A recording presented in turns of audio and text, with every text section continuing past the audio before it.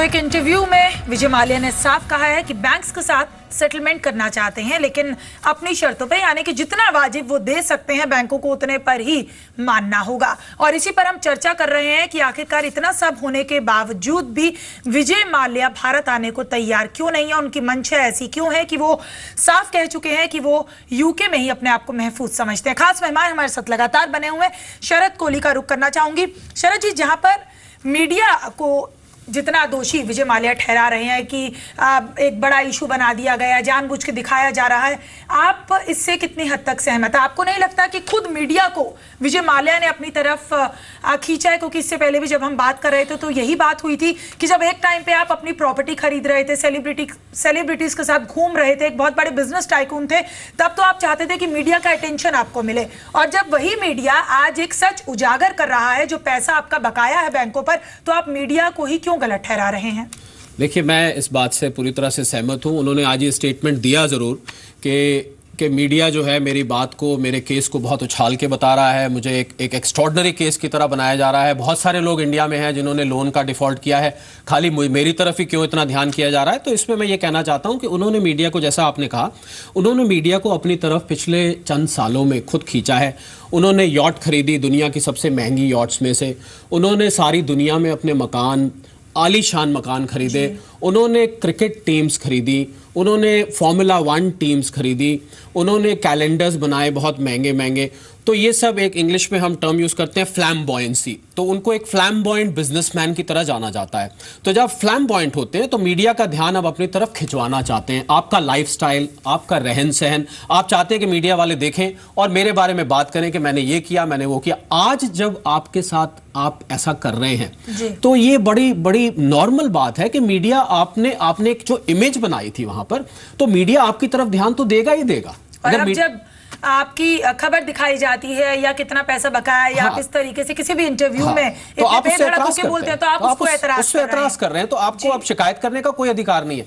दूसरा, इसमें शिल्पा एक बात और भी जो ध्यान करने वाली है, आज उन्होंने जो इंटरव्यू दिया है फाइनेंशियल टाइम्स को, उसमें उन्होंने एक ये मीडिया की बात छेड़ी, एक उन्होंने और बात इसमें कही कि साहब मेरे खिलाफ मोदी जी ने ये अरेस्ट वारंट निकलवाए हैं। उन्होंने थोड़ा पॉलिटिकल टच भी इसको देने की कोशिश करी कि मैं मानता हूं कि, तो उसको वहां के जो फाइनेंशियल टाइम्स के जर्नलिस्ट थे उन्होंने पूछा कि साहब इंडिया में तो अब स्टेबल सरकार है, तो उन्होंने कहा अगर स्टेबल सरकार है, लोकसभा में स्टेबल सरकार है, परंतु राज्यसभा में तो अभी बीजेपी की पूरी मेजॉरिटी नहीं है, और क्योंकि वो राज्यसभा के मेंबर हैं, तो मैं तो जब मानूं जब राज्यसभा में भी पूरी मेजॉरिटी हो। तो इस बात का आपके लोन से, माल्या साहब के लोन से कोई संबंध नहीं है। आप किस तरफ ध्यान खींचना चाह रहे हैं? आप एक पॉलिटिकल टच उसको दे रहे हैं। आप बने रहिए हमारे साथ, और आरएस लूना भी हमारे साथ लगातार बने हुए हैं।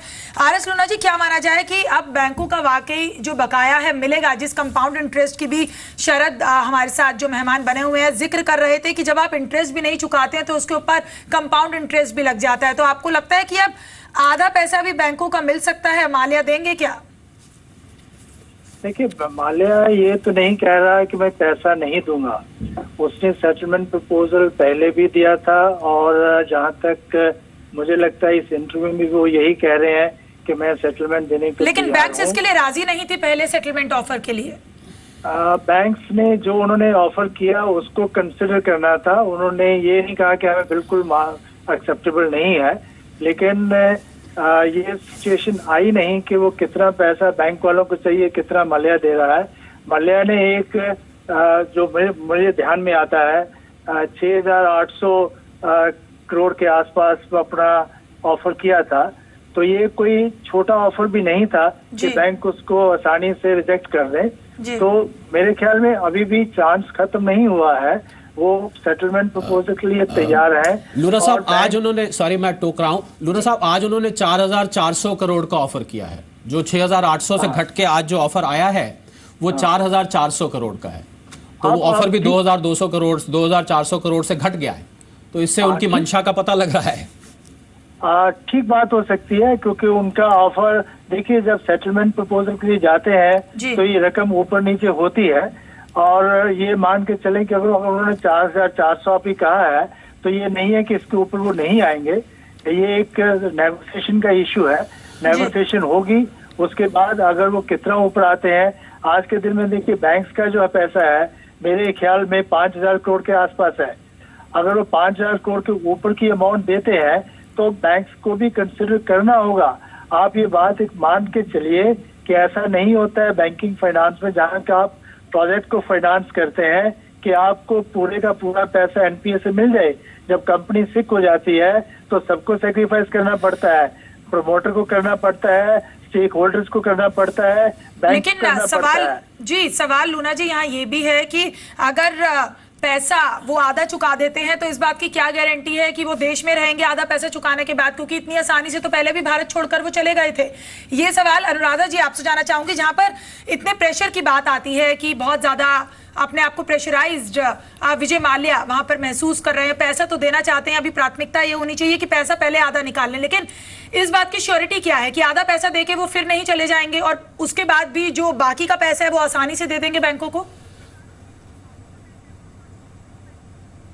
नहीं, देखिए, ये तो जो वो ऑफर देंगे और बैंक्स को जो करेक्ट लगेगा और जो वो नेगोशिएट करेंगे सेटलमेंट, वो तो इन राइटिंग होती है। और कैसे पैसा आएगा, कहाँ से आएगा, उसके बाद बैंक्स का लेन होगा, वो मेरे ख्याल में प्रॉब्लम नहीं होनी चाहिए कि वो कुछ एग्री करते हैं तो वो दिखाएंगे कि कहाँ से पैसा आ रहा है। ये नहीं है कि वो अपने जेब से कोई 6,000 करोड़ लाने वाले हैं, वो उनके कुछ एसेट्स बिकेंगे, उसमें से वो बोल रहे हैं, जो मुझे पता लगा है सुप्रीम कोर्ट ऑफर का जी। बट प्रॉब्लम एक और है, प्रॉब्लम ये है कि बैंक कह रहे हैं कि जब तक वो यहाँ नहीं आते, इंडिया नहीं आते, हम नेगोशिएट नहीं करेंगे।